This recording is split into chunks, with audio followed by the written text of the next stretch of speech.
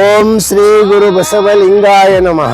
ಶರಣ ಬಂಧುಗಳೇ, ಅನುಭವ ಮಂಟಪ ಉತ್ಸವ ಮತ್ತು ಶರಣ ಕಮ್ಮಟ ಇದೇ 29-30ರಂದು ಬೃಹತ್ತಾಗಿ ನಡೀತಾ ಇದೆ. ಆ ಅನುಭವ ಮಂಟಪದ ಉತ್ಸವದ ನಿಮಿತ್ತವಾಗಿ ನವೆಂಬರ್ 24ನೇ ತಾರೀಕು ಮುಂಜಾನೆ 7 ಗಂಟೆಗೆ ಸೈಕಲ್ ಮ್ಯಾರಥಾನ್ ಇಡಲಾಗಿದೆ.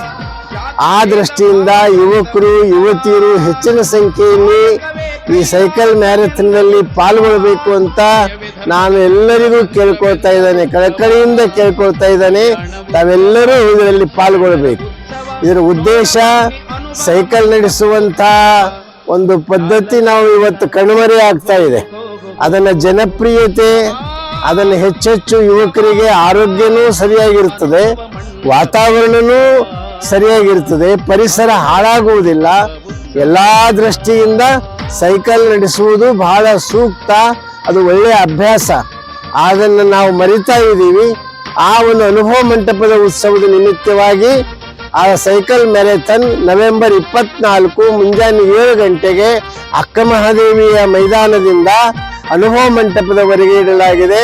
ತಾವೆಲ್ಲ ಯುವಕ ಯುವತಿಯರು ಹೆಚ್ಚಿನ ಸಂಖ್ಯೆಯಲ್ಲಿ ಪಾಲ್ಗೊಳ್ಳಬೇಕು ಅಂತ ಕಳಕಳಿಯಿಂದ ನಾನು ಕೇಳ್ಕೊಳ್ತಾ ಇದ್ದೇನೆ.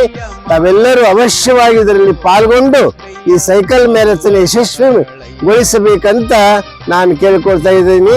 ಎಲ್ಲರಿಗೂ ಶರಣಾರ್ಥಿ. ನೋಡ ಬನ್ನಿ ಅನುಭವ ಮಂಟಪ ಉತ್ಸವ.